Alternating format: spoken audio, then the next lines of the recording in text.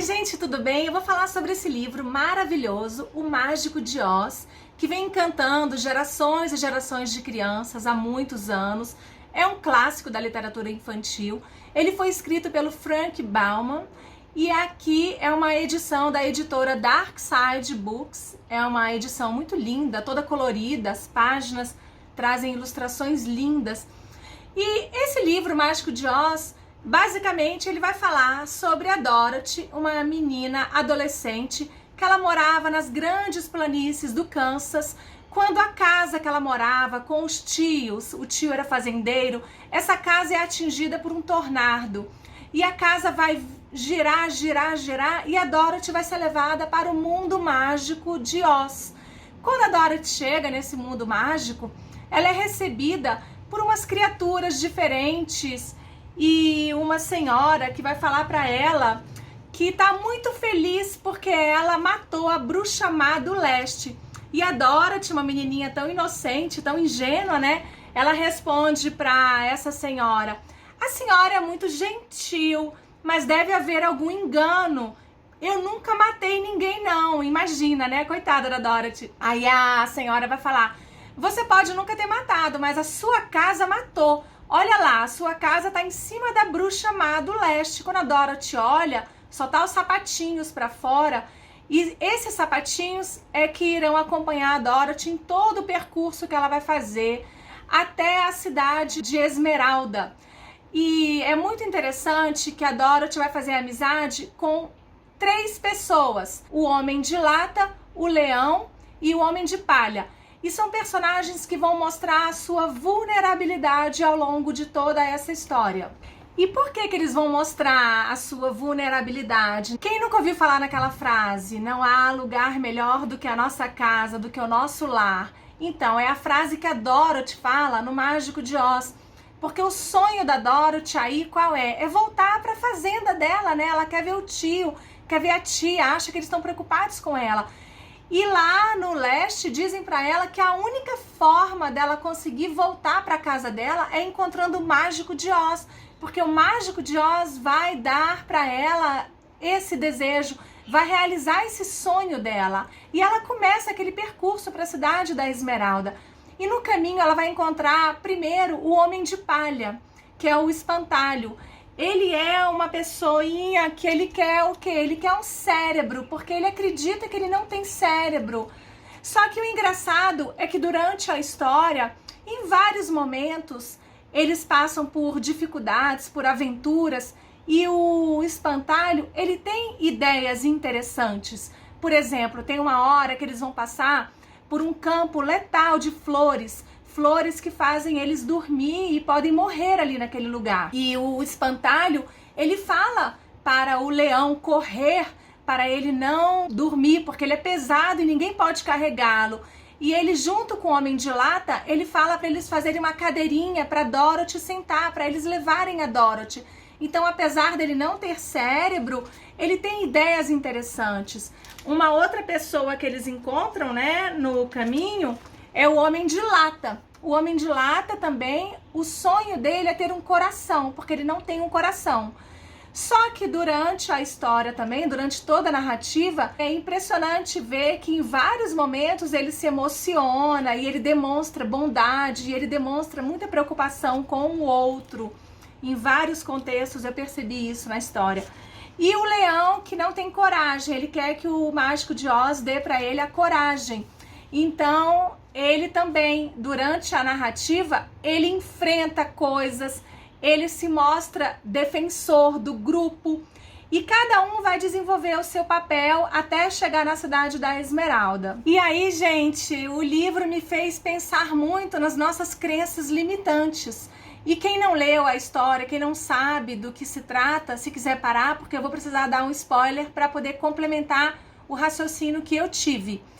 O livro me fez pensar quando nós não acreditamos em nós mesmos, porque até então esses personagens, eles queriam pedir algo para o Mágico de Oz. E eles falavam o tempo todo que eles não tinham aquilo que eles queriam, não tinham cérebro, não tinham coração, não tinham coragem. E quando eles encontram o Mágico de Oz, na verdade, o Mágico de Oz ele é uma farsa, ele não existe. Quer dizer, existe o homem, mas ele não é mágico. Ele estava preso naquela cidade da Esmeralda, escondido num castelo, porque ele não podia deixar que ninguém descobrisse que ele não era mágico. Ele tinha vergonha, ele tinha arrependimento por um dia ter falado isso, e ele não tinha como mostrar para as pessoas que não era daquela forma. Então, eu vi duas questões muito interessantes. Primeiro, quando você mostra para os outros aquilo que você não é, e você não tem como desfazer, como dizer ao contrário, e você fica fingindo e demonstrando algo que não existe de verdade. E o mágico passa por isso. O velhinho lá que faz o papel do mágico, ele se mostra muito arrependido, e ele é uma pessoa boa, no fundo, ele é uma pessoa boa, ele quer ajudar o grupo. Só que ele fala, olha, eu não sou mágico, eu preciso dizer a verdade para vocês, eu sofro muito com isso. Então é muito bonito isso do arrependimento e dele querer fazer algo para mostrar que ele é uma pessoa boa, mas ele não pode fazer aquilo que eles querem. Só que eles estão com uma esperança tão grande de conseguir aquele objetivo que o personagem fala para eles assim, eu vou dar para vocês o coração, vou dar o cérebro, vou dar a coragem, mas eu preciso que primeiro vocês matem a bruxa do oeste, que é a outra bruxa má. E aí a Dorothy e o grupo, eles vão lá para fazer essa tarefa e voltam para a cidade da Esmeralda. Quando eles voltam para a cidade da Esmeralda, o que o Mágico de Oz faz? Ele coloca qualquer coisa dentro da cabeça do espantalho, dizendo que é um cérebro, que na verdade não era nada, era palha, era coisas feitas, parafusos misturados com algumas coisas. Pro Homem de Lata também ele coloca uma coisinha dizendo que é o coração, e pro Leão ele também fala que tá dando a coragem. Quando eles começam a acreditar neles próprios, quando eles acreditam que eles estão com esses presentes que eles ganharam, eles se tornam outras pessoas. Eles passam a acreditar muito neles.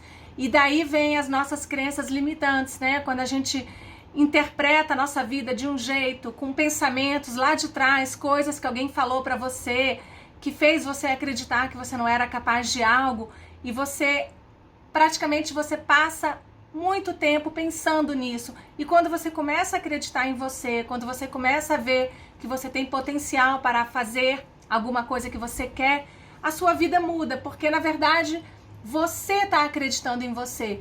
Porque o que adianta se você não acreditar em você, os outros também não vão acreditar. E é a partir daí que eles passam a ter um outro comportamento, a atitude deles muda. Porque também não adianta a passividade, porque a lei da atração, ela não existe na neurociência. Quem fala, eu vou ficar parada pensando um pensamento positivo, a vida não muda. A vida muda com comportamento, com gasto de energia.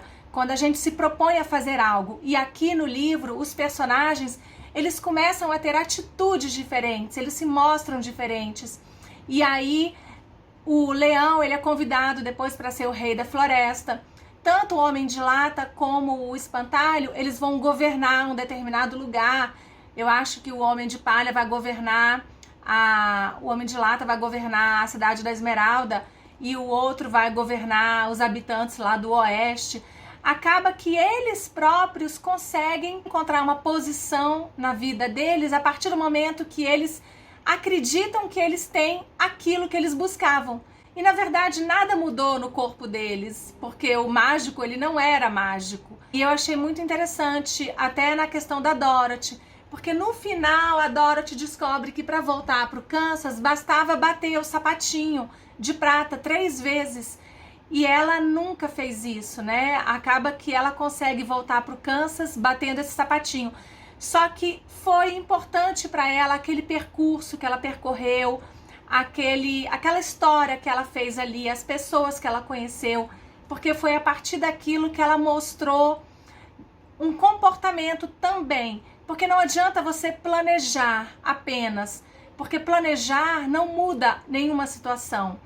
Mesmo que ela tivesse feito algum planejamento, a atitude dela, né, caminhar com aquelas pessoas e lutar, e ir atrás do que ela queria, fez com que ela voltasse para casa também, porque levou ela até uma pessoa que deu essa informação para ela, que bastava bater os sapatinhos 3 vezes.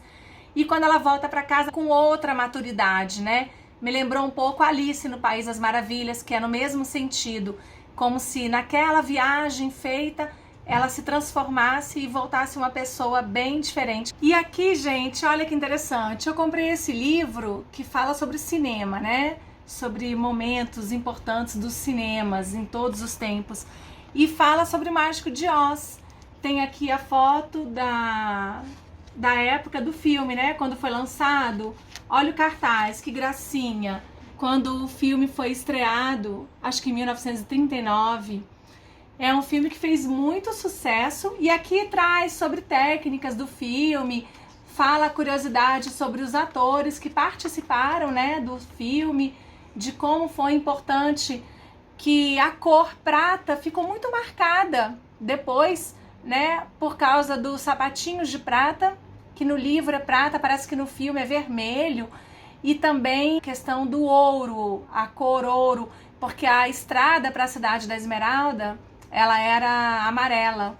Então, são apenas algumas curiosidades. Olha que gracinha. É um filme lindo e o livro vale a pena muito ser lido também.